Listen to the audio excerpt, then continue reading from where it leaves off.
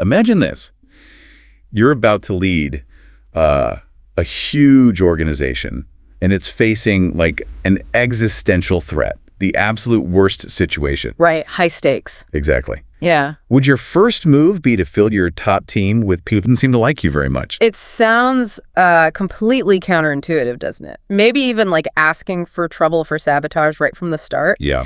Yet that's the fascinating paradox we're exploring today. We're talking about Abraham Lincoln, of course, after he won the Republican nomination in 1860, which was a surprise in itself. He wasn't exactly a household name nationally. No, not at all. A one-term congressman, a prairie lawyer. Right. But then he invites his three main rivals, William Seward, Salmon Chase, Edward Bates, right into his cabinet. It's just, wow, a huge political gamble. But, looking at the sources, especially Doris Kearns Goodwin's team of rivals and the analysis around it, the takeaway isn't that he was naive. No, quite the opposite. It seems he was incredibly pragmatic.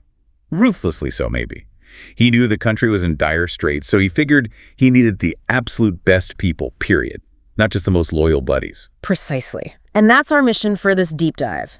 To unpack the actual practical leadership tactics, and maybe even more importantly, the soft skills Lincoln used.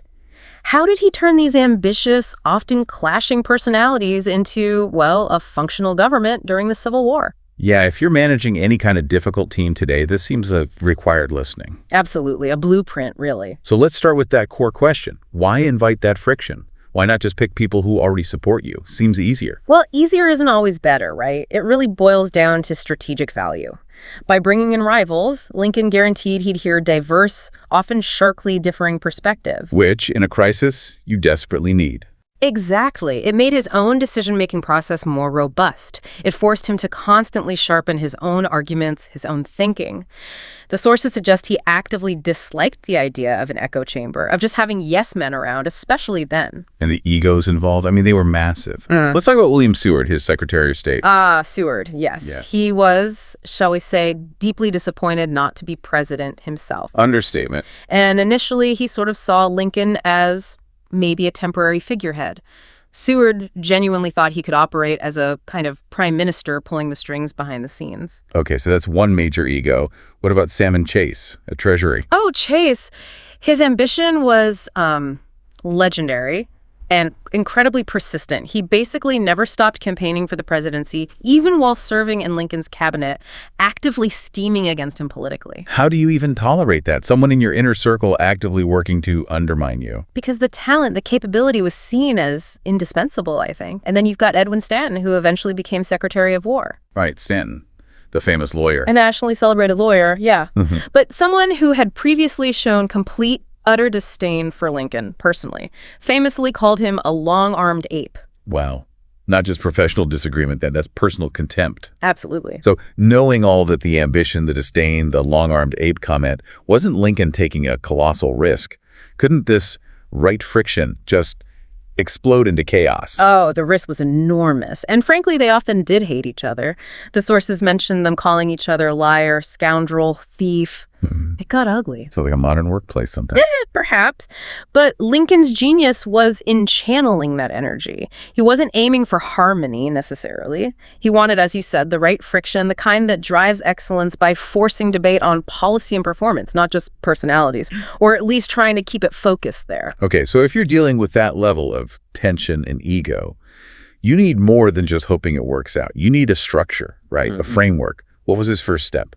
The absolute foundation, especially when things are unstable, was strategy number one. Put group goals above self-interest. Now, normally, when leaders feel insecure, what do? They hoard information, try to consolidate power. Exactly. They close ranks. Lincoln did the opposite. He made the mission preserving the Union so central, so overwhelmingly important, that it became the source of stability. The collective goal had to dwarf individual ego. And that huge goal was probably reinforced by the second strategy, which seems pretty obvious in context: introduce a common enemy. Absolutely essential. The Confederacy, the perceived rebellion, provided that unifying external threat. It gave all that aggressive competitive energy somewhere to go outwards towards the secessionists instead of inwards towards sabotage or fighting each other. Right, focus the fight outside the tent. Makes sense.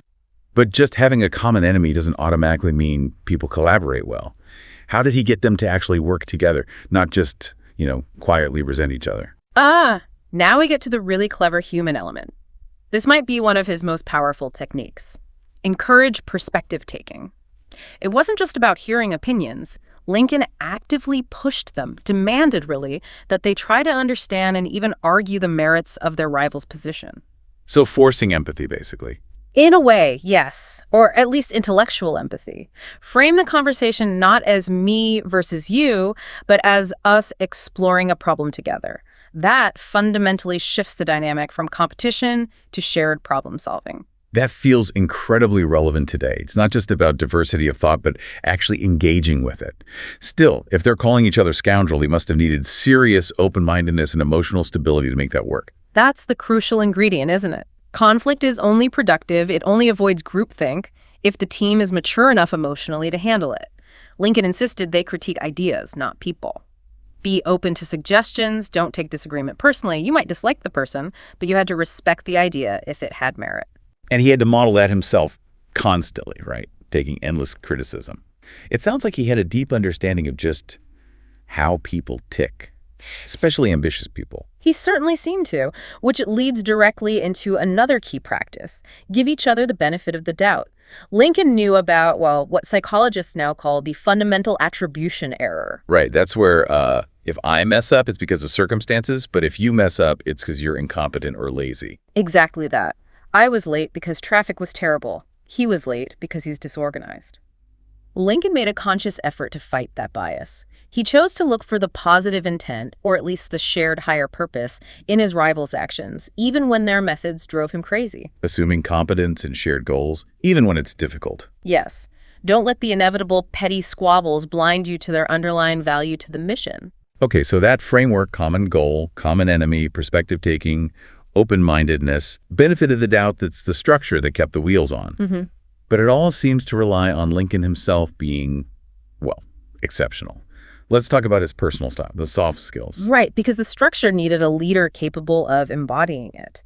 The absolute bedrock was his profound empathy combined with incredible self-assurance. He just had this deep, quiet confidence in his purpose. Not arrogance, but self-belief. Exactly. It allowed him to absorb constant, brutal criticism without crumbling or lashing out defensively. He had this quote, something like, "No man resolved to make the most of himself can spare time for personal contention." He just refused to get dragged into petty fights. That kind of self-control is pretty rare. Yeah. And it seems like it let him handle mistakes and successes in a way that built incredible loyalty, even among rivals. This is where he really shines, I think. First, he readily admitted his own mistakes. He famously said he hoped he was smarter today than I was yesterday. No pretense of being perfect. Humility. Yes.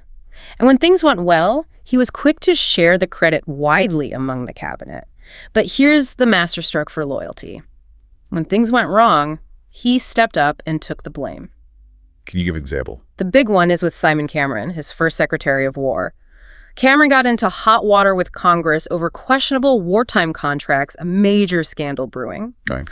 Lincoln didn't throw him under the bus. Instead, he sent a message to Congress basically saying, look, these actions were taken under my authority. If anyone's to blame, it's me, the president. Wow, he took the hit for his rival. It did. It shielded Cameron and sent an incredibly powerful message to the whole cabinet. I have your back if you're working for the mission, even if we disagree. That breeds loyalty like nothing else. But wasn't that risky? Didn't taking the blame make him look bad sometimes? You'd think so, but paradoxically, over time, it actually strengthened his position. It showed everyone his priority was the Union, not his personal reputation. Who wouldn't want to work for a leader like that? It's disarming. It's ultimate political jujitsu, using graciousness and patience as weapons. And that patience, that graciousness, it wasn't just reactive. He actually built it into his routine, didn't he? With the famous unsent letters? Ah, yes, the hot letters. Classic Lincoln.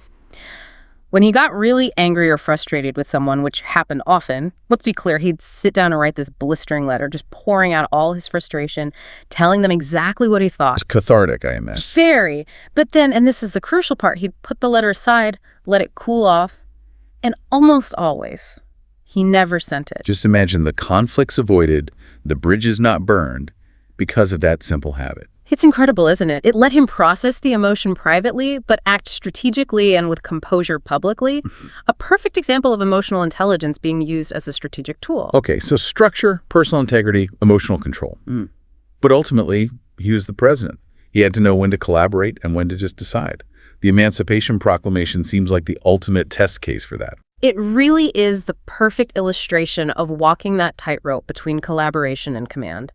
He absolutely believed in the moral necessity of emancipation. That was his principle. But the how and when, that's where he sought intense input. So he let the cabinet debate it. For months, he encouraged all the arguments, all the perspectives on the potential consequences, the timing, everything. He truly listened.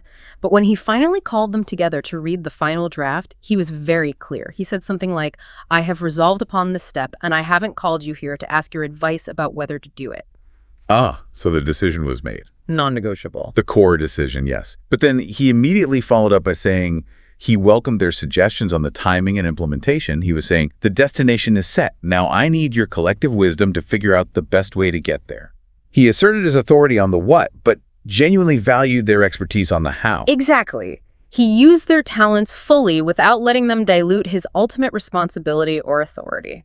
A masterclass. It really is amazing. When you pull it all together, his genius wasn't just spotting talent. It was this whole system, structural and personal, for mobilizing these incredibly difficult, brilliant, ambitious people, turning enemies into advisors, mostly loyal ones, through, well, sheer force of character and strategy. That's the core of it, I think. He proved that real progress, maybe even good trouble, happens when leaders focus on a shared purpose and shared values, rather than just surrounding themselves with people they like or who think like them. Digging deeper than surface-level agreement. Yes, digging into moral fiber, into shared commitment to the mission, even amidst fierce debate. He didn't want comfort. He demanded excellence, forged in the heat of that friction, but always guided by his own integrity. It makes you understand why someone like Leo Tolstoy, the Russian novelist, writing decades later called Lincoln the greatest ruler ever. Right, and Tolstoy pinpointed it, not his military skill, not his statesmanship in the traditional sense, but his character, his moral fiber. And it seems the Civil War, that ultimate crisis, was the crucible that really forged and revealed that character. It forced everyone, including Lincoln, to rise to the occasion. Which leads us to a final thought, maybe a challenge for you listening right now. What major complex crisis does our world face today in business, politics, society that's actually big enough? Big enough to force leaders to truly set aside their personal ambitions, their egos, and replicate that kind of intense, selfless focus on the collective mission that Lincoln modeled? That's a heavy question. The kind of question, perhaps, that needs a team of rivals to even begin to answer. Definitely something to think about until our next deep dive.